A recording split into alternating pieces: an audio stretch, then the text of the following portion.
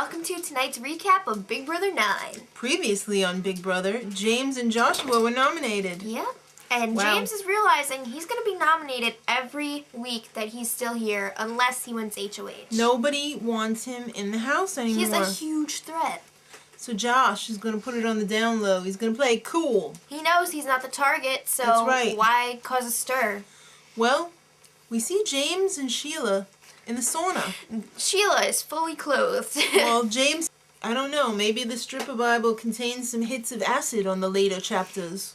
I don't know. So then James was crying, and I felt bad for him. I know you're going to win the POV. You're a strong player. You could do this. Yeah, so... And he was really, touched by it. Into it, yeah. Because now that Chelsia is gone, he doesn't really have anyone. He's got nobody in this house. Even Josh and Sharon want him out. Well, Sheila... You straight up hoe. You're playing both sides. Yeah, 5 seconds later, James was laying down in the other room, and Sheila was telling Josh Yeah. the same exact pep talk. Same pep talk for Josh.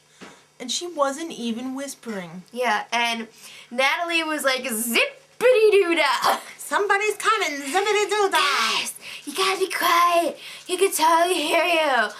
So James comes charging out of his room like a bull. Yeah. And the preliminaries were just like, I can't believe you're playing both sides. You lied to me. How could you do that? But then it went to a whole nother level. Because Sheila was telling, I think it was Ryan, how much better she felt now that she got everything's that off her out in the chest. open. Right. So when James got a whiff of what came off of Sheila's chest, it went down like this. Sheila! What the hell? You're saying you feel better now? What? What are you talking about? Yeah, of course I do. Why? Why? I'm telling you, because I feel better now. I got everything out in the open, and it's all off my chest, and good, you're going to be gone anyway. Sheila, your tooth is lying out. You're going. What's wrong with you? I'm wearing black underwear. Do you see it? I don't want to see it. Do you see it? No. Look at it. I can't. No. Look at the black underwear, I'm not Sheila. looking. You're I'm not looking. You're two-faced. I'm not looking. That was intense. It was. It was really intense. It was so intense that James lost his voice. He screamed so loud, he probably did permanent damage like David Archuleta to his vocal cords. So wow, I was afraid too. I've never seen him blow up like that. I thought his eyeballs were going to pop out or something. And it was no joke either. It was no joke. So then the cycle of his emotions continues, and now he's all sad. He's like, the whole house wants me gone.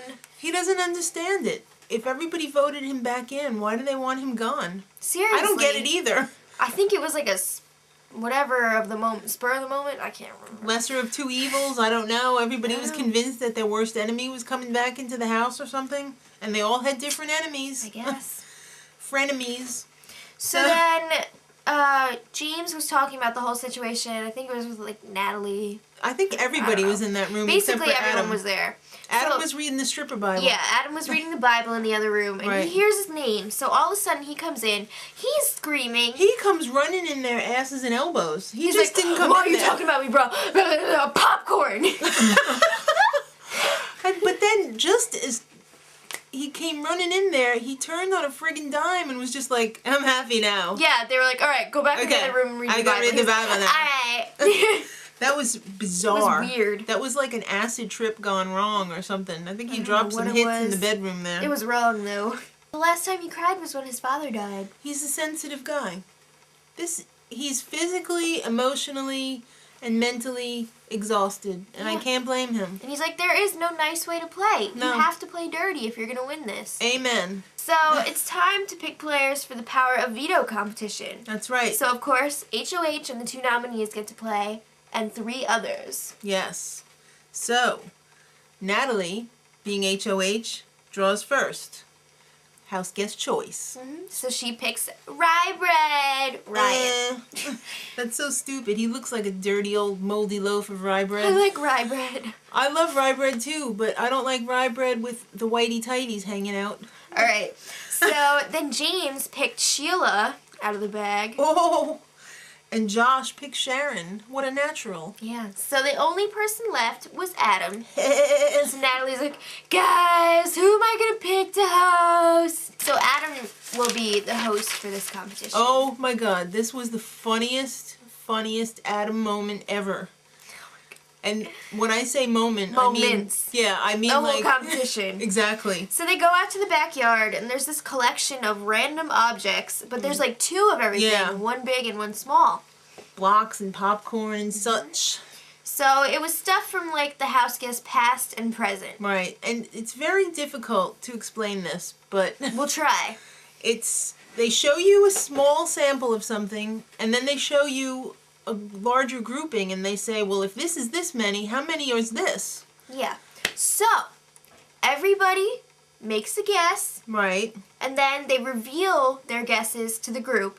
And then it turns into poker. Yeah. If you feel confident in your answer, you can stay with it. Right. If you don't, you can fold. Right.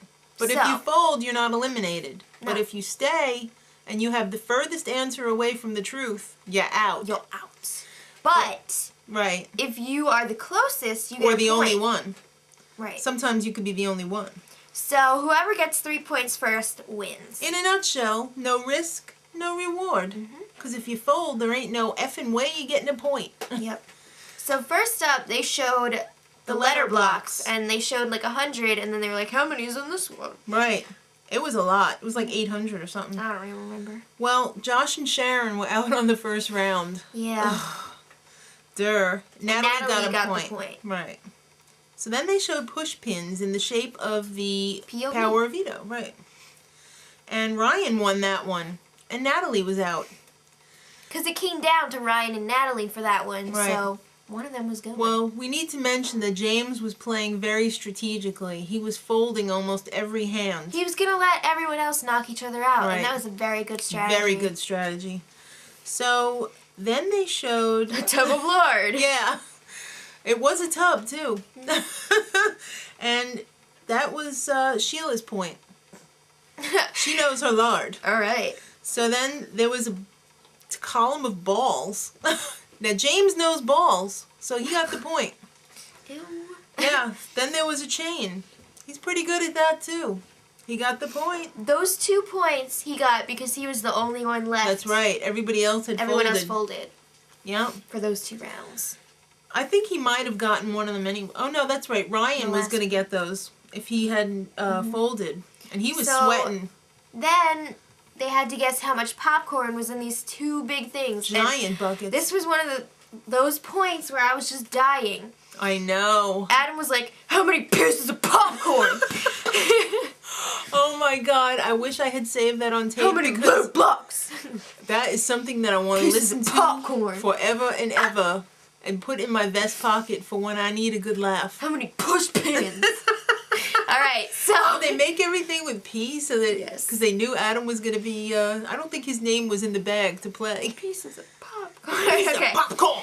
I don't know. So James got the point. So he won the POV. And immediately... He did his victory dance. Yes. Well, no. Well, immediately Joshua ran away. Because he knew... I need to be alone. If James was still on the block, Josh was safe. That's But right. now that James is off the block, Josh is a new target. That's right. Uncertainty rules in the house. So, James turned out to be a dancing fool, even though Joshua was at his own funeral watching it from above. Aww. I know. So he's crying for reals now. And Sharon just wants to help him. She just wants to love him. I need to be alone right now. She just wants to love him. She's Mama Sharon. Well, he basically said, I'm not going to campaign against you. So she's just wrecked. Yes, because she knows she's going on the block. And she knows she's going to be staying. So she's spilling her guts to Sheila in the bathroom. In the bathroom. Not the bathroom. In the toilet room. The toilet where Ryan and Jen did. All right.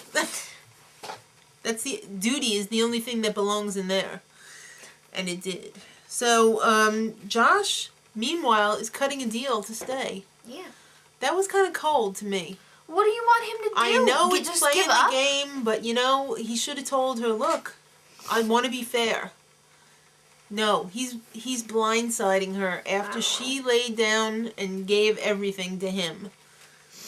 I mean, I could see it from both sides. It's a tough situation. Well, that little F-nut's going to be giving Natalie and Ryan 2 weeks of protection. If they keep him. Right. We don't know yet.